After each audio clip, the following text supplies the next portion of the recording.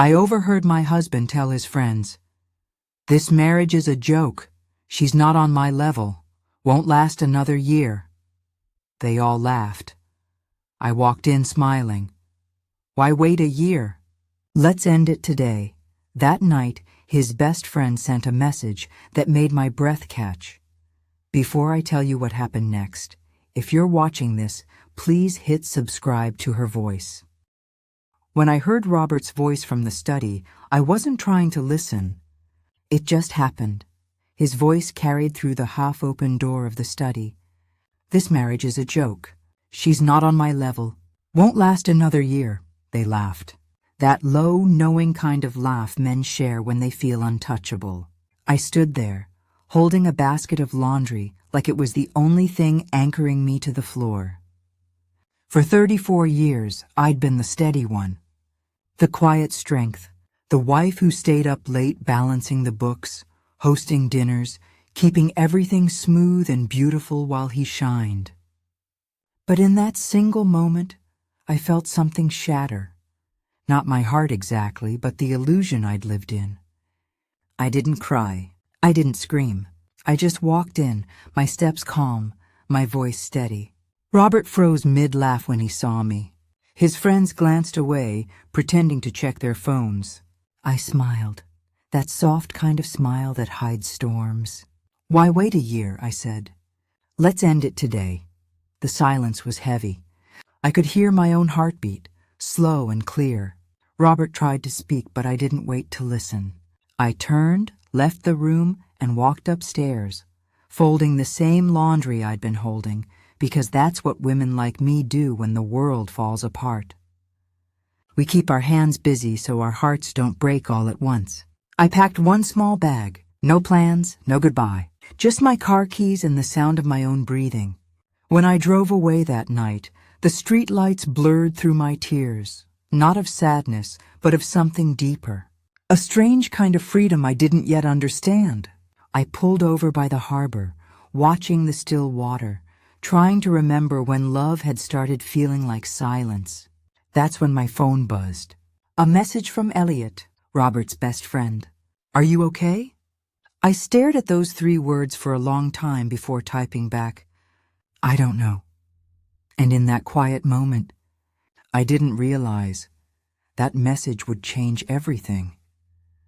I didn't know where I was going, so I let my hand steer the car and my heart steer the choices. I found a small motel on the edge of town, the kind with flickering neon and quiet hallways. I checked in without speaking much, paid in cash, and climbed the stairs to the room. Everything smelled faintly of disinfectant and old carpet, but I didn't care. I just wanted a space where I could breathe without hearing his voice, without seeing the smug look he wore when he thought he owned me. I sat on the edge of the bed, bag at my side, and let the tears come. They were slow, heavy, the kind that roll down your cheeks when grief is tangled with relief. Relief that I had finally stepped away. Relief that maybe I could remember myself again. My phone buzzed. Elliot. I froze. Why him? Why now? My thumb hovered over the screen. Then I read the message. "Are you okay?" Strange, gentle words, the kind that didn't demand anything from me, that didn't carry judgment. I didn't answer at first. I just sat there, the hum of the air conditioner filling the room, my heartbeat loud in my ears. Then I typed back, "I don't know." His reply didn't come immediately, and I almost felt comforted by the pause. That pause held space for my confusion, my hurt, my quiet, simmering anger, and even a hint of something else I hadn't named yet. The possibility of being seen without pretense. I pulled the thin motel blanket around my shoulders, feeling the weight of the night settle into me. For the first time in decades, I realized I wasn't just Margaret the wife. I was Margaret, the woman who had the strength to walk away, who had the courage to start thinking about herself. And that, strangely, felt like the first quiet breath of freedom.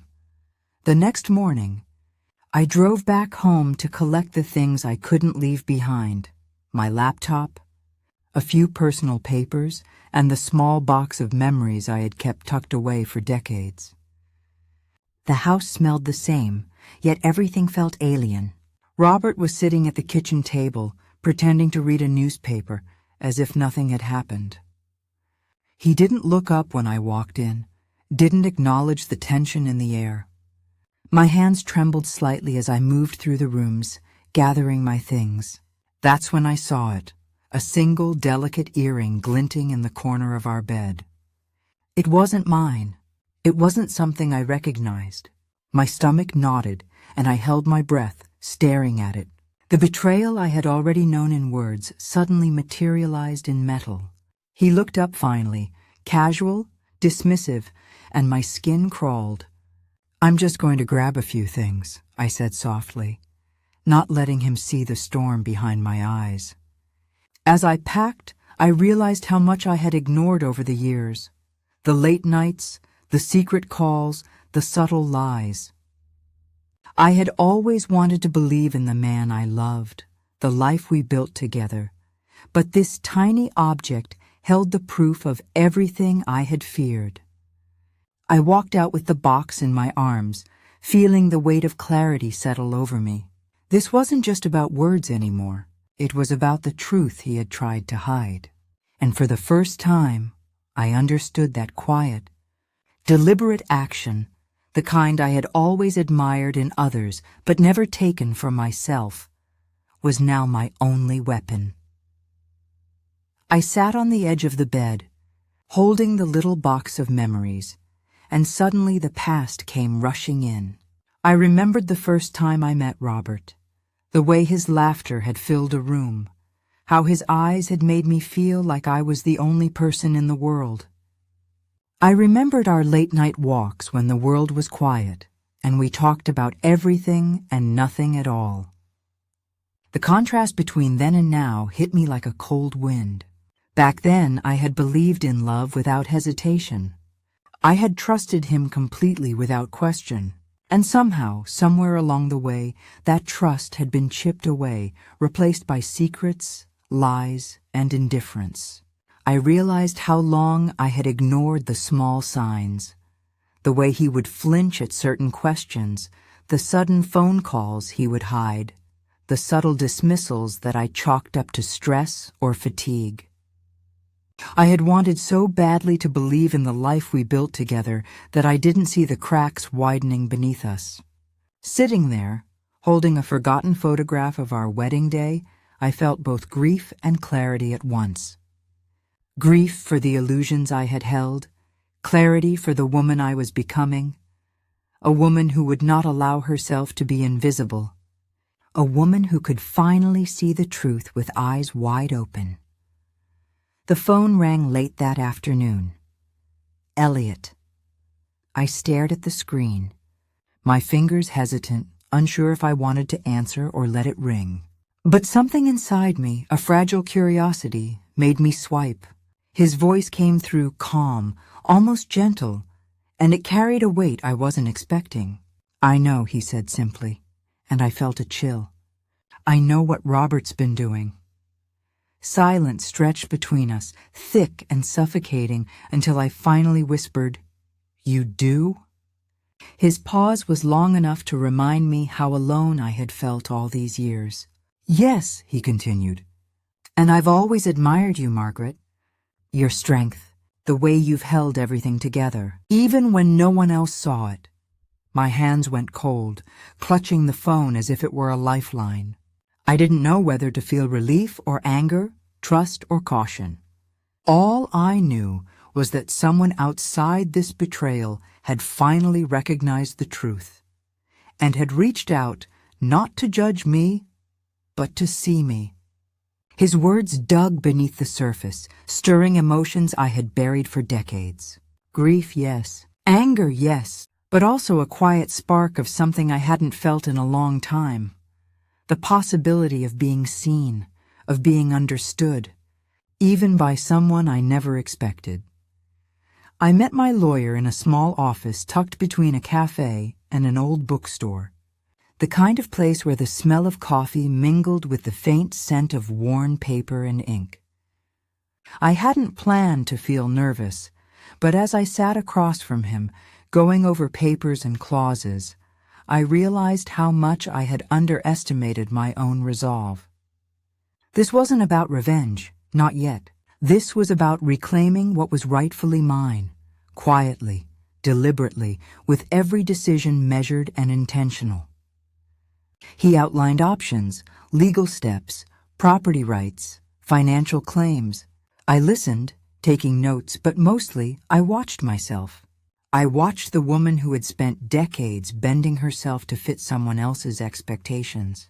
Bending until she almost broke, now straighten, fill her lungs with her own breath, and speak with certainty.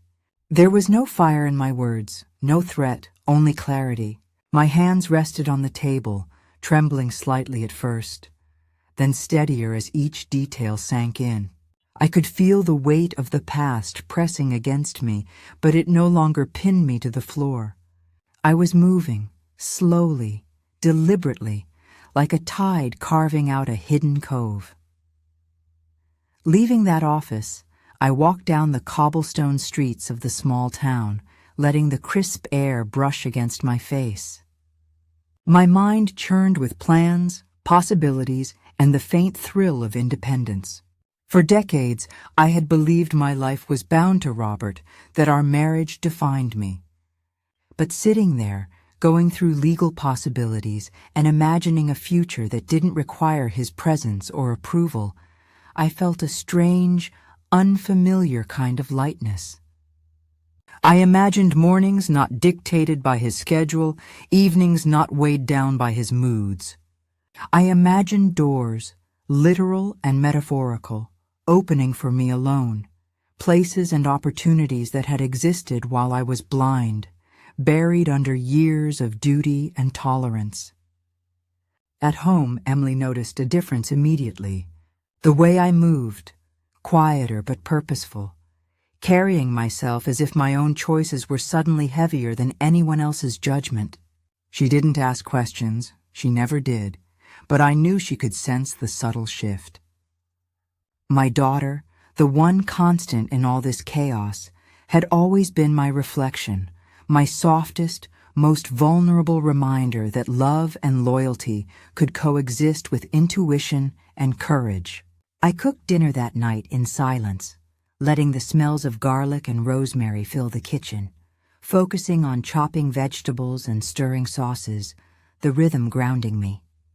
I realized something vital in that silence. Strength is not loud, and courage does not always roar. Sometimes it whispers in the smallest of actions, in a phone call answered, a clause signed, a plan made with careful thought. Later, as I folded laundry in my quiet bedroom, I allowed myself a slow breath. The path ahead was unknown, and that uncertainty could have terrified me once. Now it simply held promise. I was not angry, not yet. I was patient. I was deliberate. And in that patience, in that quiet planning, I felt the first true sense of power I had ever known. The kind of power that comes from knowing your own worth, from seeing betrayal clearly, and choosing with your own hands how to reclaim the life that had been taken from you, piece by piece. That night, I fell asleep, not with tears, but with resolve, a calm, steady certainty that I was no longer waiting for anyone to recognize my strength. I had finally recognized it myself. The next morning, the house felt different. I returned to collect a few more things, but it was Robert who seemed smaller somehow, unsure of himself, as if the quiet strength I had carried all these years had finally shifted the gravity of the room. He tried to joke, tried to fill the silence with easy words, but even his voice trembled slightly, betraying the unease he couldn't hide. I didn't meet his eyes at first, letting him fumble through sentences, watching as the confidence he once wore like armor started to fray at the edges. For 34 years, I had lived with a man who believed his presence alone commanded the room, that his words could shape reality. But now, the reality was mine to define. I didn't yell. I didn't demand. I simply packed my belongings with deliberate calm, each movement quiet, measured, asserting my own rhythm in a space that had always been dictated by him. He attempted a conversation, half apology, half charm, but I only nodded, keeping my attention on the small items I was gathering. A vase, a few photographs, his attempts at small talk, none of it reached me. And in that distance, I could feel the power shift. The tension between us was no longer mine alone to bear. It was his to navigate, and for the first time, he looked uncertain. I could see the questions forming behind his eyes. How much does she know? How much does she plan to take? How much of me remains untouchable? I didn't answer any of them. Silence became my language, my most effective weapon, and I spoke through absence, not confrontation. Later, in the quiet of the car, I reflected on how long I had lived this life on his terms, how much of myself I had tucked away to preserve a fragile peace. Now I understood that peace had never existed. There had only been obedience, compromise, and the illusion of love. And as I drove through the small streets of town, watching sunlight glitter on the pavement, I felt a deep, thrilling sense of control. Not over him, but over my own life. The freedom was intoxicating. It wasn't loud or dramatic. It was subtle, a slow but steady realization that my choices, my steps, and my decisions could no longer be dictated by someone else's arrogance. By evening, Robert's anxiety had grown more visible. I caught him lingering at the doorway, trying to find words that might pull me back, but I didn't need them. I didn't need him to justify himself or to grovel for my attention. I was no longer a shadow in my own home, no longer defined by his view of me. The tables had turned quietly, elegantly, and though I didn't feel triumph yet, I felt clarity. A calm satisfaction settled over me, knowing he was finally seeing what I had always known. I am more than he ever believed, more than he ever deserved, and my silence carried more weight than any argument could. That night, I sat alone in the quiet of my room, thinking about the years I had given, the illusions I had carried, and the future I was quietly building. The shift had begun, and it would not be reversed. Robert could panic, he could plead, he could try to charm, but nothing would sway the resolve I had finally claimed for myself. The power was no longer his. It had always been mine, waiting for me to recognize it, and at last I had. I discovered it slowly, almost by accident. A routine call to check on some old documents led me to a shocking realization. Robert had transferred the property into his name alone. Every house, every investment we had built together, legally, entirely his now. The betrayal cut sharper than words ever could. For decades I had believed that the life we had built was shared, a reflection of our love, our work, our sacrifices. And here it was, erased on paper, without my knowledge, without my consent. My first instinct was to burn with anger, to confront him, to let him feel even a fraction of the pain I carried in that moment. But I didn't. I sat quietly, my hands folded in my lap, my mind sharpening, focusing, organizing. This was no longer about tears or confrontation. It was about action, quiet, deliberate, intelligent action. I spent hours poring over records, taking notes, tracing every line of ownership and every clause that could be challenged. I made calls, asked questions, dug through the small, overlooked details that most people would dismiss. And as I worked, a strange calm settled over me. The world was no longer a place where I reacted. It was a place where I planned, where I measured, where I began reclaiming every ounce of power Robert had assumed he held over me. That evening, Robert came into the living room, casually attempting conversation as if nothing had changed. I looked at him, and for the first time in years I saw clearly the man he was and the man I no longer needed. I said nothing. I smiled faintly, and he paused, sensing that something had shifted. He didn't know yet that every move I would make from now on was calculated, precise, and completely mine. I poured a cup of tea and let the warmth fill my hands, grounding me. I thought about the years I had spent ignoring the small betrayals, the subtle lies, the secret glances and whispered phone calls. Each memory stung, yes, but each one also fueled the careful, quiet strategy forming in my mind. I didn't need to yell. I didn't need dramatic scenes or confrontations. I simply needed time, patience, and clarity, the kind of power that cannot be rushed. That night, as the moonlight spilled across the bedroom floor, I felt a strange sense of serenity. The betrayal could not break me. It could not define me.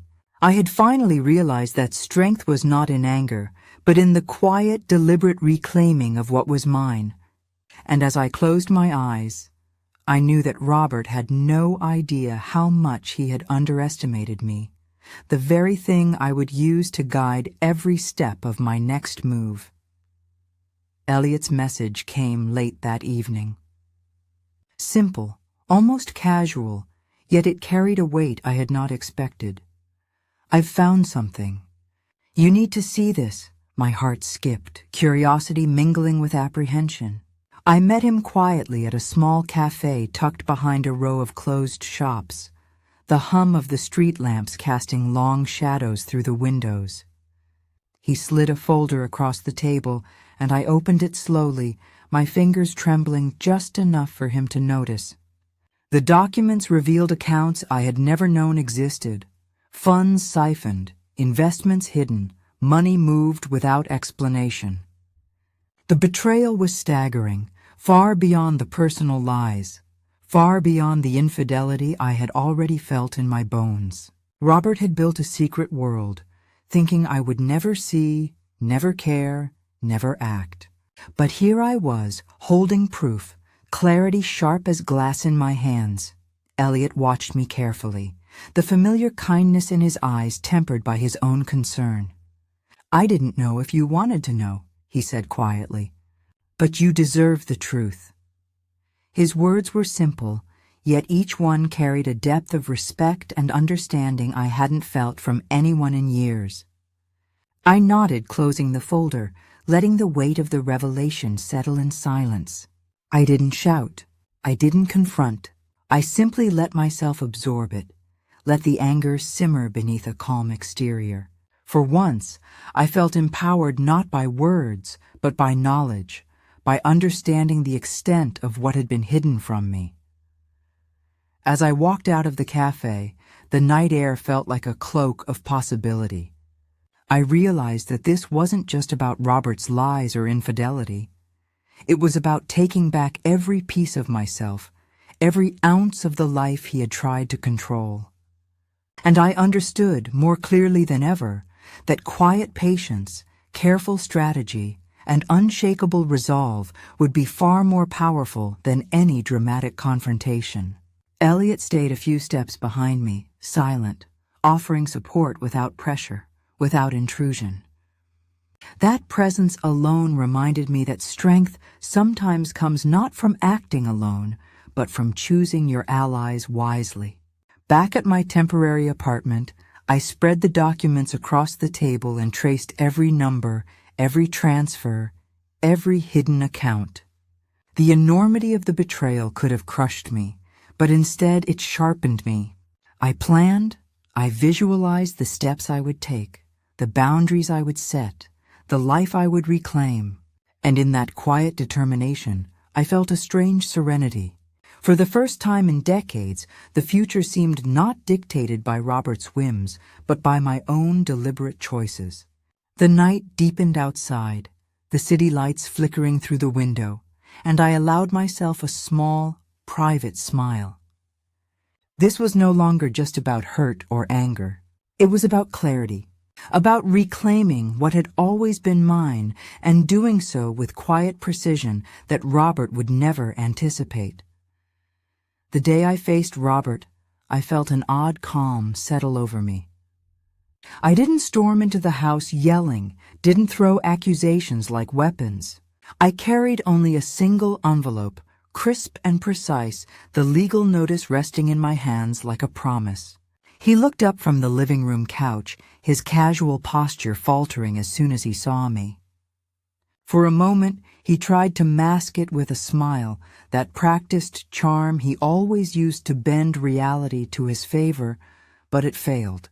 The words I spoke were measured, deliberate, quiet, each one striking harder than any shout could have. "Robert," I said softly, "this is official. You are in violation. Everything will be reviewed. Everything will be reclaimed." He froze, as though someone had pulled the rug out from under him. And for the first time, I saw fear in his eyes.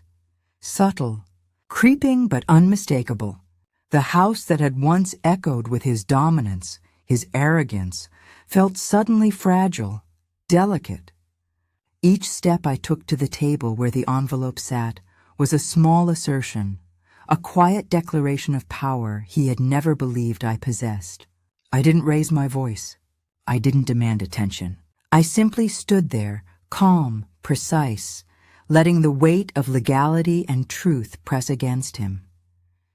He tried to speak, to charm, to negotiate, but my silence was stronger than any argument he could muster. As he flipped through the pages, scanning clauses, transfers, and claims, I watched the realization unfold across his face. The life he had believed secure, the secrets he had assumed were untouchable, all began to unravel with each careful word and number he read. I didn't gloat. I didn't smile triumphantly. I simply let the law and my quiet preparation do the work I had spent months meticulously planning. Every detail I had uncovered, every hidden account Elliot had helped me find, every clause my lawyer had prepared, now formed a lattice of power that Robert could not dismantle. The man who had once believed himself untouchable now felt the fragility of his own choices. After he left the room in stunned silence, I allowed myself to exhale. The house, once a stage for his dominance, now carried my presence, my clarity, my quiet victory. Each corner, each room whispered the truth I had always known. Strength is measured not by loud confrontation, but by deliberate action. And in that stillness, I felt the first real taste of freedom. That night, I walked through the quiet house, touching the edges of familiar furniture, feeling the shift beneath my hands. Robert's arrogance had begun to collapse, piece by piece, not because of anger, but because of precision, patience, and unwavering resolve. I didn't need to scream to reclaim my life. I didn't need to confront him in the way he expected. I only needed to be deliberate, composed, and aware. The house of cards he had built with deceit and assumption of control was finally starting to shake, and for the first time in decades, I could see the view from the top, calm, measured, and entirely my own. Robert's world began to tilt, almost imperceptibly at first. I didn't have to speak, didn't have to take any action beyond the legal steps I had already set in motion. The unraveling started quietly, like a ripple moving across still water. Colleagues, friends, even casual acquaintances began noticing the subtle cracks in his persona. It wasn't my doing. I never spread rumors, never whispered betrayal into ears that weren't ready to hear it. But his arrogance and carelessness had a way of exposing itself, and suddenly, people who had once admired or feared him were questioning, noticing, keeping their distance. I watched it all from a quiet distance. a soft observer in a storm he had created for himself. At first, there was a pang of satisfaction, but it was tempered by reflection. This wasn't about vengeance in the typical sense. It was about clarity, recognition, and finally understanding that the man who had taken me for granted had built his life on assumptions that no longer held weight. I walked through my days with a subtle awareness of the shift, noticing how friends and neighbors responded differently, how the weight of his choices began to press down on him socially. Invitations dwindled, polite nods replaced warm greetings, and the laughter that had once followed him now felt empty when it came. One afternoon, I stood outside a small cafe, watching him through the window as he tried to charm a client. The smile forced, the gestures exaggerated. I felt no joy in seeing him falter, only a calm, quiet validation. The truth I had carried inside me for so long was finally visible, not because I had shouted it, but because the foundations he had built on arrogance were crumbling on their own.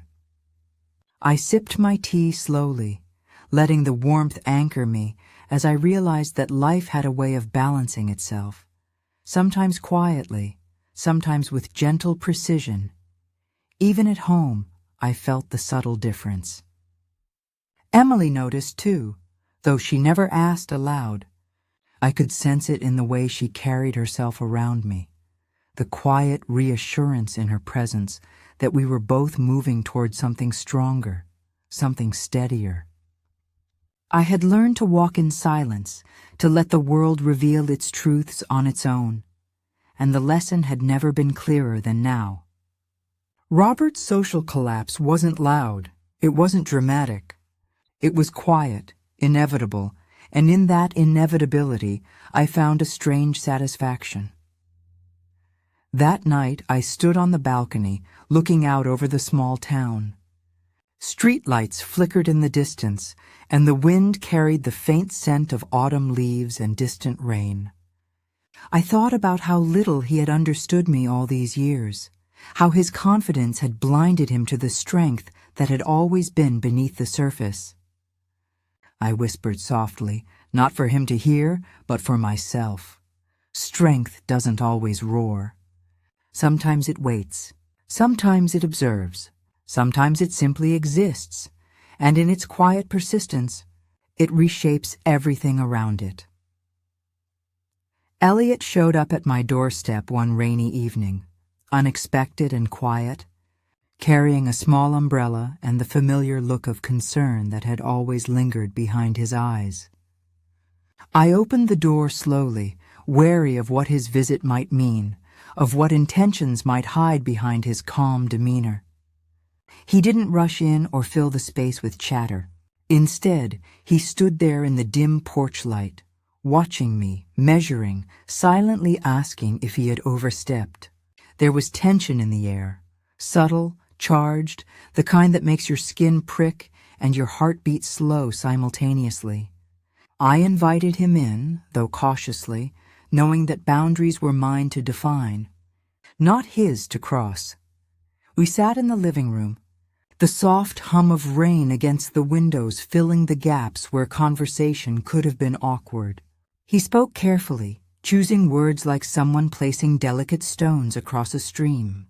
"I just wanted to see you," he said quietly. "To make sure you're okay. To make sure you're safe." His gaze lingered on me longer than necessary, and I noticed a flicker of something deeper, not just concern, but admiration, respect, and perhaps something I didn't want to name yet. I didn't respond immediately. I simply let him sit there, letting the silence stretch and expand, letting both of us feel the weight of the unspoken. The tension grew, not with drama or confession, but with quiet understanding. He didn't try to rescue me, didn't attempt to offer solutions to problems I had already begun to untangle on my own. And yet, his presence reminded me of what I had lost, what I had ignored, what I had buried for years. I felt the warmth of being seen without judgment, a rarity in the life I had lived. It stirred emotions I had long kept dormant, longing, appreciation, trust slowly building. And yet I reminded myself of the strength I had reclaimed. My life was mine. My choices were mine. I was cautious, deliberate, aware of the boundaries that protected me. We talked in fragments, small exchanges that seemed almost mundane, but carried emotional weight. He recounted small stories, shared quiet reflections, and I listened, feeling a strange blend of comfort and alertness. I realized then that his care wasn't possessive or demanding. It was patient, quiet, and respectful. And that made the tension between us feel heavier, more intoxicating, but also safer than any passion I had known before. In the calm, the gentle concern, and the small gestures, I saw the possibility of human connection beyond the chaos of betrayal and anger. By the time he left, the rain had stopped, leaving the streets glistening under streetlights. I closed the door slowly, feeling the lingering warmth of his visit, and yet I remained grounded. Nothing had shifted too far, nothing had been claimed, but I carried a new awareness. Connection could exist without surrender, care could exist without dependency, and trust could be rebuilt slowly, deliberately, one careful step at a time. That night, I reflected on the quiet tension that had filled the room, realizing that it wasn't just about Elliot or Robert. It was about me, the choices I had made, and the woman I was steadily becoming. It was late, and the house was quiet when I heard the uneven thud of footsteps on the porch. Robert stood there, swaying slightly, a faint smell of alcohol trailing in his wake. For a moment I didn't move. I just watched him, noticing the way the bravado he had always carried seemed diminished, fragile. His usual arrogance had cracked, leaving him exposed and uncertain.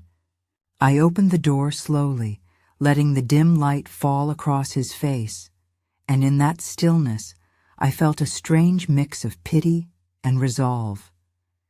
He tried to speak, words spilling over in a jumble. "Margaret, I didn't mean, please, I can fix this." The sentences were half-formed, fumbling, lacking the confidence he once wielded like a weapon. I didn't interrupt. I didn't plead or coax him inside. I simply stood there, calm and deliberate, letting him feel the weight of the distance between us. Every word he uttered, every pause, every faltering plea only reinforced what I already knew. He no longer had control.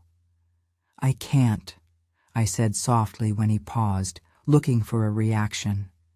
"Not tonight, not ever the way things were." My voice was quiet, measured, yet it carried more power than any shout could have. I didn't need to justify myself, didn't need to explain the depth of his betrayal or the meticulous steps I had taken to reclaim my life.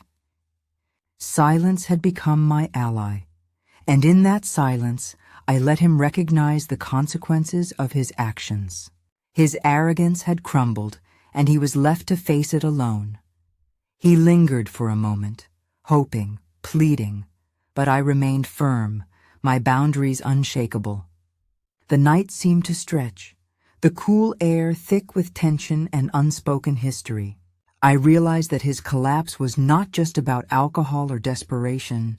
It was the inevitable outcome of underestimating me for decades, of believing that power over me could exist without awareness of my own resolve. Each falter, each attempt to regain what he had lost, only illuminated the quiet, careful strategy I had employed all along. Eventually, he left staggering down the steps, and I closed the door with gentle finality. The room seemed to breathe with me, the familiar walls no longer echoing his dominance, but absorbing the calm that now belonged solely to me. I moved through the house deliberately, touching familiar objects, feeling the subtle shift in atmosphere. Robert's presence, once overwhelming, now felt diminished, softened by the very patience and clarity I had cultivated. As I sat by the window that night, looking out at the quiet streets and flickering streetlights, I reflected on the irony of power and weakness. Arrogance can collapse without a single word of confrontation, and control can be reclaimed with patience, intelligence, and quiet courage. I allowed myself a deep breath, feeling a sense of completion, a subtle satisfaction that came not from vengeance, but from witnessing the natural consequences of choices made without awareness. In that calm reflection, I realized that the greatest triumph often comes not from force or drama, but from quiet dignity and unwavering resolve. That night, I sat alone in the dim light of my bedroom, the hum of the city outside blending with the quiet thrum of my own heartbeat. The house felt softer somehow, less like a stage for control, and more like a sanctuary where I could breathe, unguarded and uninterrupted. I found myself thinking of the younger me, a woman eager to please, desperate to be loved, willing to overlook the cracks and fractures that had appeared so early in our marriage. I remembered the way I had often silenced my own thoughts, folding my desires neatly into corners of my mind where they would not disturb him or anyone else. I traced those memories slowly, letting the feelings wash over me without judgment. Every choice I had made to endure, to forgive, to hope that he would change, felt heavy in retrospect. And yet, as I sat in that quiet room, I realized that every painful moment had also shaped me, had built a resilience I had never acknowledged before. The strength I now carried had not appeared overnight. It had been quietly gathering, growing in the spaces where I had learned patience, endurance, and the value of my own voice. I allowed myself to remember small moments of joy from those early years, the laughter we shared before life became complicated, the tender evenings that felt simple and true, and I contrasted them with the cold, deliberate betrayals that had followed. It was a stark reminder that love, while beautiful, must never come at the cost of one's self-respect. I felt the weight of that lesson settle deep in my chest, a quiet affirmation that self-worth is not given, it is claimed. And claiming it requires courage, awareness, and the willingness to stand alone if necessary. As I looked out the window, watching streetlights shimmer across wet pavement, I thought about how long I had allowed myself to be defined by someone else's perception. How long I had measured my value against a man who could not see it. The realization brought both sorrow and clarity, an intricate mix of grief for the lost years and pride for the woman I had finally become. I was no longer willing to shrink or hide. I was no longer willing to compromise my sense of self for the illusion of harmony or peace. In that quiet reflection, I understood that revenge, in its truest form, was not about humiliating him, not about lashing out. It was about reclaiming my life, my choices, my identity. It was about moving forward with dignity, with clarity, and with an unwavering sense of self. And as I closed my eyes, letting the night embrace me, I felt an unexpected peace, a profound sense that I had arrived at a place I had always deserved, a space where strength, self-respect, and quiet triumph coexisted. The day I signed the divorce papers, I arrived at the law office with a calm that surprised even me. The air inside was sterile, the leather chairs and polished wood an unspoken reminder of the seriousness of what was about to be finalized. Robert was not present. He had chosen not to witness this, perhaps thinking distance would shield him from the full impact. But I didn't need him here. I didn't need anyone to witness my assertion of self. This was my moment, quiet and deliberate, a reclaiming of the life that had always belonged to me. as I reviewed the documents. My eyes paused on the clause I had insisted be included, a careful, precise addition that restored the company's shares to my name. It was subtle, almost invisible to anyone not reading with attention, but to me, it was a triumph. Every hour of planning, every late-night consultation with my lawyer, every detail Elliot had helped uncover, culminated in this quiet assertion of power. I smiled faintly, not with malice, but with the satisfaction that comes from strategy, intelligence, and patience. Robert had thought he could take everything without consequence. He had assumed my silence meant submission. He had been wrong. The pen felt heavy in my hand, but not with burden. It was the weight of finality, of careful victory. I traced each signature slowly, deliberately, savoring the sound of the paper sliding beneath the pen, the ink sealing not just legal ownership, but my agency, my dignity, and my independence. I didn't rush. I allowed myself to feel the culmination of years of quiet endurance, the emotional labor that had gone unnoticed, the sacrifices made in silence.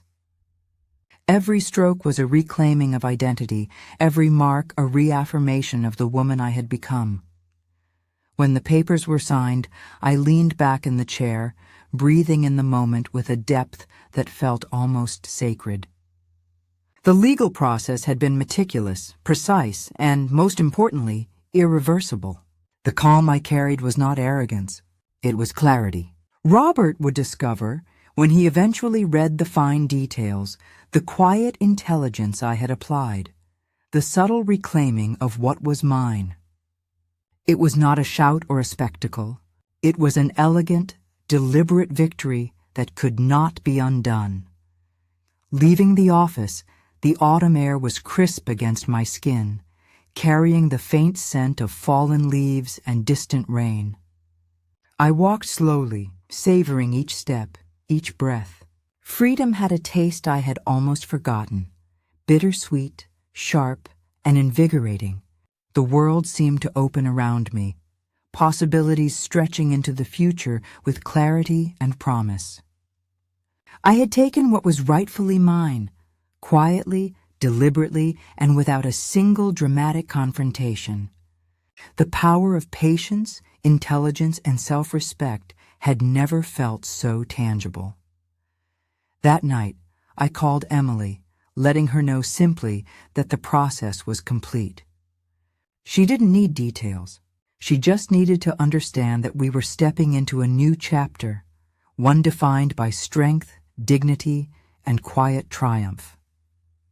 And as I hung up the phone, I allowed myself a private smile, knowing that the life I had quietly, meticulously reclaimed would now unfold on my terms with clarity, confidence, and peace. It wasn't immediate, but it didn't take long for Robert to realize what had happened. I had signed the papers, included the clause, and quietly reclaimed what was always mine. When the truth hit him, the elegant, quiet intelligence behind every move I had made, I saw it reflected in his face: rage, humiliation, disbelief. He had assumed control, believed himself untouchable, and now the very foundations he had relied upon were crumbling. I watched from a distance, not out of cruelty, but with an almost clinical understanding of the consequences he had brought upon himself. Word traveled quickly, not by my hand, but through the subtle, natural ripple of his behavior. Clients questioned decisions he had once made confidently. Business associates hesitated to engage with him. Friends began to notice cracks in the carefully constructed image of success. His public image, built on arrogance and charm, faltered under the weight of his own choices. And though I did not revel in this, I allowed myself to feel a quiet satisfaction in the justice that had unfolded. It was not loud, not dramatic, just inevitable. I remember seeing him at a small gathering weeks later, trying desperately to maintain composure. The room's energy shifted subtly around him, polite smiles that didn't reach the eyes, laughter that felt strained. I observed in silence, a gentle smile touching my lips. There was no need for confrontation. There was no need for spectacle. The man who had mocked my worth, who had assumed his arrogance would shield him, was now facing the natural consequences of his choices. And I, quietly, gracefully, had positioned myself above it all. It was strange to feel no anger, no desire to humiliate. Instead, there was clarity and a profound understanding of the power of measured action. Revenge, I realized, was most potent when unseen, quiet, and deliberate. Every misstep he made, every hesitant glance, every faltering word reminded me that I had acted with foresight, intelligence, and calm strength. I had not shouted, I had not raged, and yet the outcome was absolute. That evening, I walked home along familiar streets, the autumn wind brushing softly against my cheeks. There was a lightness to my step, an unspoken freedom that came from watching the consequences unfold without ever losing my own dignity. The world had shifted quietly, and I was at its center, not as a victim, but as a woman who had reclaimed her life, her choices, and her respect. Robert's downfall was not a spectacle for anyone else to witness. It was a private confirmation of my own strength, patience, and clarity. As I opened the door to my home, the house felt warm, safe, and fully mine. I allowed myself a deep breath, the weight of years of endurance lifting slightly with each exhale. The quiet triumph was more powerful than any dramatic confrontation could ever have been. I realized then that strength is often silent, dignity often invisible, and victory often understated. And in that understatement, there is an elegance, a finality, and a quiet power that can never be taken away. Opening the doors to my own art gallery felt like stepping into a dream I had long postponed. The scent of fresh paint mingled with the faint perfume of flowers in the corner, and the soft hum of the city outside the large glass windows carried a calm energy that seemed to whisper, "This is yours." Every piece of art, every photograph, every small canvas hanging on the walls reflected not just creativity, but freedom, my freedom. For the first time in decades, I was building something for myself. Not in reaction to anyone else, not to prove a point, but because I wanted to. Walking through the gallery, I traced my fingers lightly over the edges of frames, feeling the texture of the wood beneath my fingertips. It was a quiet, tactile connection to the life I was creating, a reminder that this space was mine, fully, unequivocally mine. I saw the sunlight filter through the windows, catching the dust motes in golden arcs, and I smiled softly. The world I had reclaimed wasn't loud or flashy. It was luminous in its subtlety, radiant in its honesty. I had learned that beauty, like strength, does not always announce itself with drama. It often lives quietly, resiliently, in spaces carefully nurtured. Emily stopped by later that afternoon, her eyes wide as she took in the gallery. She had inherited my appreciation for detail, for subtlety, for moments of quiet wonder. "Mom," she said softly, it's perfect. You did this for you." I nodded, letting the words settle in both of our hearts. It wasn't perfection in the sense of flawless execution or applause from others. It was perfection in autonomy, in choosing to cultivate joy and fulfillment on my own terms. Watching her absorb the space, I felt a profound sense of legacy, not just in the business, but in showing her how dignity, patience, and resilience can manifest in tangible, beautiful ways. Throughout the opening week, visitors wandered the gallery, their footsteps echoing softly against the hardwood floors. People paused, admired, lingered in quiet reflection, I noticed how differently I moved through the space now. Confident, unhurried, grounded.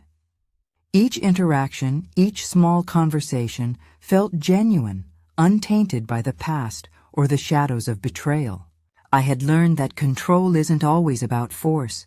It's about creating a life where your presence is enough, where your choices matter, and where the world bends gently around your intention, not the reverse.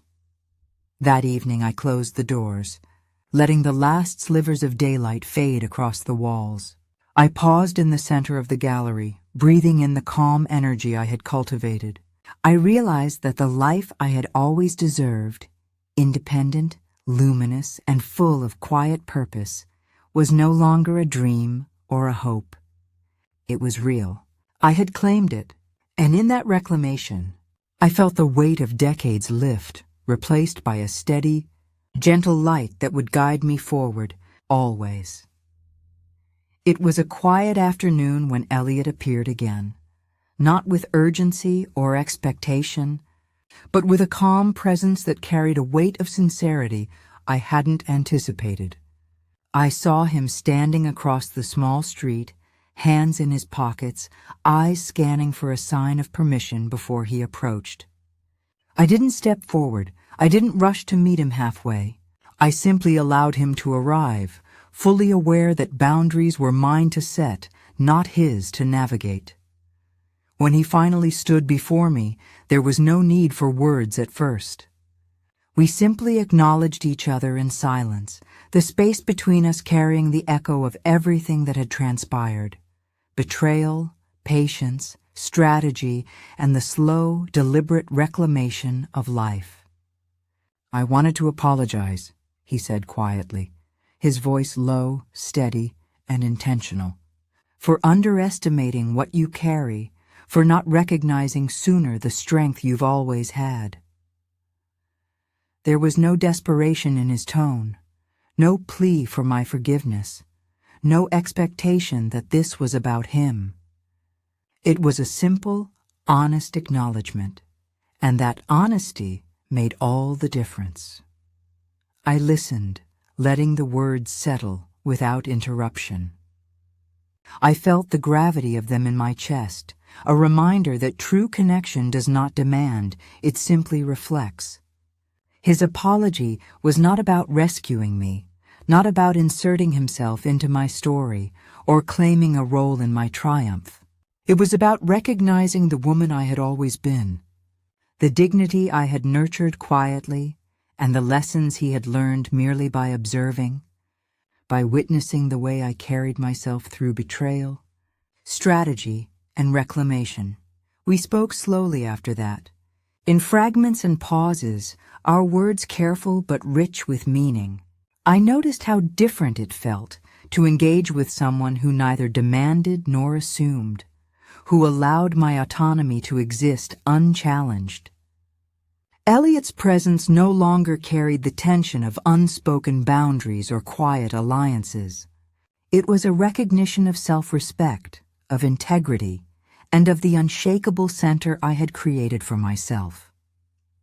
In that recognition, I felt a subtle shift, not of attraction, not of surrender, but of understanding. Connection could exist without dependency, admiration without ownership, and acknowledgement without intrusion. By the time he left, I understood that this encounter had given me a different perspective on relationships, power, and respect. Some people enter our lives not to rescue us or to claim a role in our victories, but to remind us of our own worth, to witness our transformation, and to reflect back the strength we often fail to see in ourselves. Elliot had done that, quietly, without fanfare, and in doing so, he reaffirmed the lessons I had already learned. Dignity is never borrowed. Strength is never imposed. And the most profound connections are those that respect the boundaries of selfhood. As I watched him walk away, the afternoon sun casting long shadows across the street, I allowed myself a soft smile, carrying a sense of peace I hadn't felt in years. His apology had not changed my story, but it had enriched it, offering a gentle acknowledgement of the woman I had become and the quiet power I now owned fully on my own terms. It was late afternoon when Robert appeared at my door for the last time, the lines of age, regret, and defeat etched clearly on his face. He didn't knock with confidence, didn't stride in demanding attention or explanation. He simply stood there, a man stripped of the arrogance he had long relied upon, carrying only the quiet weight of his own mistakes. I opened the door slowly, letting him see that he no longer held any power here, that the house, the life, and the woman before him were untouched by fear or expectation. He began, pausing, as if the words themselves were heavy enough to crush him. I've made mistakes. I can't take back the past, but his voice faltered, and I let the silence grow, letting him feel the truth of his absence in my world. I didn't interrupt, didn't plead. I had nothing to give him anymore, except a recognition that even the deepest mistakes deserved acknowledgement, not my anger. I watched as the man who had once held sway over me finally realized that control is never permanent, and respect once lost cannot simply be demanded back. I chose to speak gently. "I forgive you," I said, my voice calm, steady, and measured. Not for him, not for reconciliation, but for myself, for the years of quiet endurance, for the strength I had cultivated, for the woman who had emerged from betrayal and manipulation with clarity, grace, and self-possession. Forgiveness in this moment was not weakness. It was liberation. It was the final, quiet step in reclaiming my peace. He swallowed, nodded, and I could see that what he truly sought, acknowledgement, absolution, perhaps a last attempt at relevance in my life, could not be given in the way he had hoped. And that was the point. He was no longer the center of my world. He had lost his place by his own hand, and my forgiveness was not an invitation to return, but a seal on the chapter he had closed for himself. We stood in silence for a moment longer, the late sun casting soft light across the room, illuminating the subtle details of a home that no longer carried the weight of his arrogance. I felt a calm, deep, unshakable certainty settle in my chest, a quiet affirmation that life moves forward, that dignity cannot be taken, and that strength is measured not by retaliation, but by measured, mindful action. When he finally turned to leave, there was no hesitation in my step, no lingering glance of doubt. The door closed gently behind him, and I felt the room exhale with me, as if acknowledging the completion of a story that had spanned decades. In that closure, there was both sorrow and release. A bittersweet understanding that some people leave not because we push them away, but because their time in our lives has naturally ended. I moved through the house after he left, touching familiar objects with a sense of calm ownership. I realized then that the power of silence, patience, and self-respect had brought me to this place, a place where regret, humility, and forgiveness coexist, leaving behind nothing but clarity, peace, and an unwavering sense of self. Sitting by the large window of my art gallery that evening, I watched the city lights flicker across the calm streets, each one a small reflection of the journey I had endured. The weight of years spent in silence, in careful observation, in quiet endurance, had finally lifted, replaced by a sense of clarity and peace that was almost tangible. Life had fractured, yes, but in those cracks I found light. The shattered pieces reflected more than loss. They reflected strength, resilience, and the quiet power that comes from reclaiming one's own story. I thought of Robert, of Elliot, of Emily, and of all the moments that had shaped me, the heartbreak, the betrayal, the clever, patient steps I had taken to regain control of my life. Each memory was a thread woven into the tapestry of who I had become, and I realized finally that my journey wasn't defined by his actions, nor by the missteps of anyone else. It was defined by how I had chosen to move through them, with dignity, with intelligence, and with unwavering self-respect. The gallery felt alive that night, not with voices, but with presence. Each painting, each sculpture, each canvas was a testament to autonomy, to creation, to the power of a woman who had refused to be diminished. I breathed deeply, savoring the scent of fresh paint and the soft hum of the city below. The air seemed to hum with possibility, a reminder that life, even after betrayal, could be luminous, rich, and meaningful. I felt Emily's influence in my choices, too. A quiet affirmation that the lessons of strength and dignity would pass along, quietly, through generations.